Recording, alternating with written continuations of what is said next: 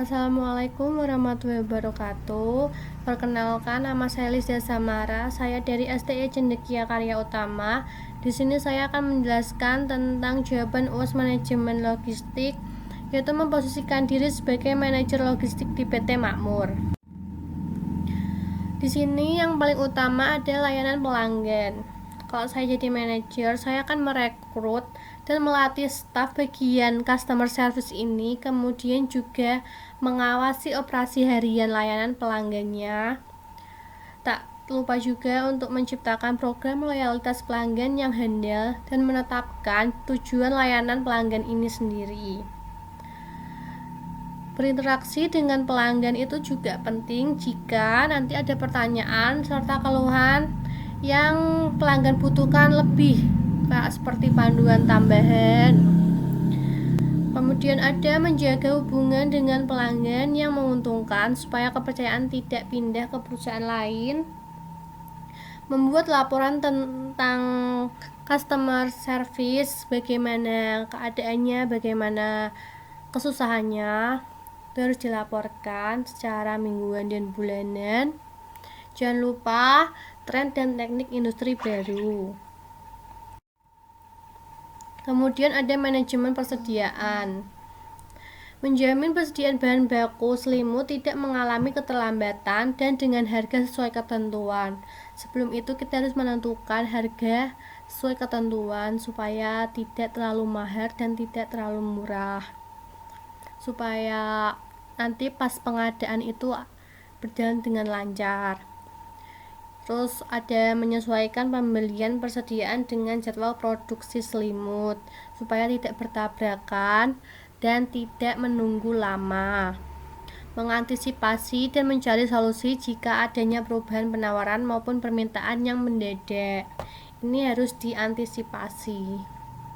Kemudian menjaga persediaan jika tersedia musiman atau hasilnya tidak sesuai target.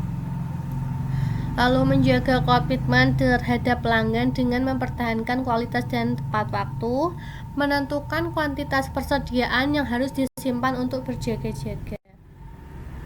Selanjutnya adanya pengadaan bahan baku. Itu merancang hubungan yang tepat dengan PT Jaya supaya manajemen persediaan berjalan stabil, tidak adanya keterlambatan dan tidak tercepat. Bagian ini juga harus menentukan supplier cadangan jika ada masalah pada persediaan bahan baku selimut dari supplier utama, yaitu PT Jaya. Memelihara data-data yang dibutuhkan dan data supplier, termasuk data supplier utama dan cadangan. Melakukan proses pembelian yang diajukan ke bagian keuangan supaya bahan baku cepat terwujud, dan selalu mengevaluasi kinerja supplier. Ini ada transportasi supplier ke gudang. Sebelumnya antara PT Jaya dan PT Makmur menentukan jasa logistik untuk mengirim persediaan bahan baku yang tepat. Transportasi yang efektif dan efisien itu menggunakan truk kontainer, yaitu dari Denpasar Bali menuju Gili Pelabuhan Ketapang. Itu menggunakan kontainer, lalu dari pelabuhan kira-kira beberapa jam itu menggunakan kapal dan akhirnya sampai di Pelabuhan Gilimanuk. Kemudian dari situ truk kontainer bisa mengirimkan bahan bakunya menuju PT Makmur di Jawa Tengah. Lalu ada transportasi dari pabrik ke toko retail. Setelah menjadi barang jadi berupa selimut, kemudian disalurkan dari pabrik ke toko retail yang ada di setiap kota atau kabupaten di Jawa Tengah. Itu ada 3 toko retail. Transportasi yang digunakan yaitu mobil box dengan penataan yang tepat supaya aman dan menghemat tempat, jadi tidak bolak-balik. Menghindari adanya barang hilang, sopir mobil box diberi surat izin, surat jalan. Itu disertai data banyaknya selimut yang dibawa untuk disalurkan ke toko retail. Ini mencegah kayak kecurangan sopir atau kerugian barang hilang gitu. atau gimana gitu. Ini adalah lokasi atau layout bahan baku dan bahan jadi. Ini gudang bahan baku dan bahan jadi satu supaya menghemat.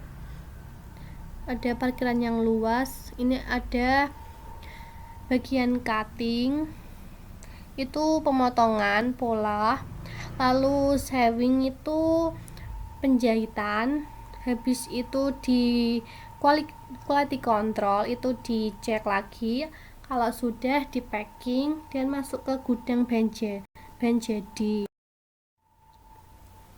MHE di gudang, material handling equipment merupakan alat mekanis untuk pergerakan, penyimpanan, kontrol, dan perlindungan saat manufaktur.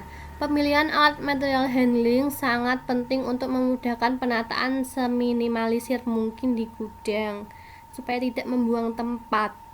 Material handling juga bertujuan menekan ongkos yang dikeluarkan selama proses pembuatan selimut.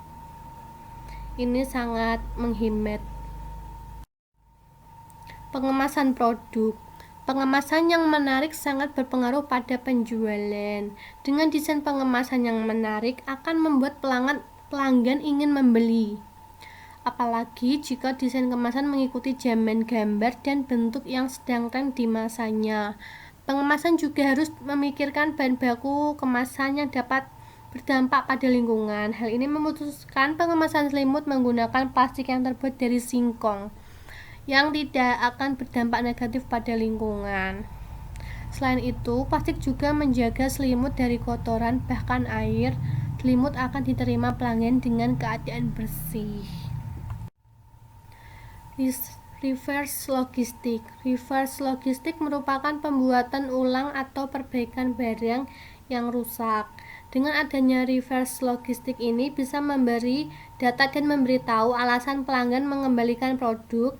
Cara mengurangi kerugian yaitu dengan cara pada saat produksi selimut berjalan adanya quality control untuk memisahkan mana yang selimut yang baik dan kurang baik. Jika kurang baik itu akan diperbaiki, jika tidak bisa diperbaiki selimut akan dipotong menjadi selimut bayi dengan ukuran yang lebih kecil dan menghilangkan bagian yang reject atau rusak.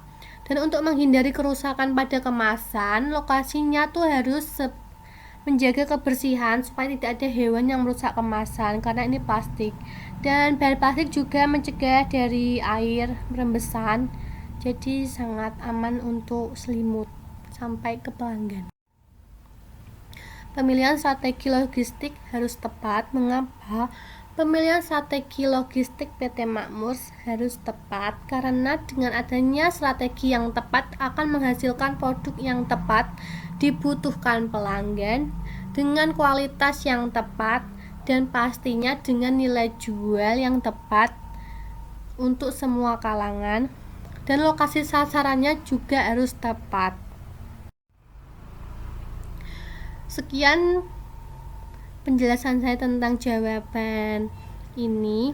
Jika Anda ingin kuliah sambil belajar logistik, ya di STI Cendekia Karya Utama.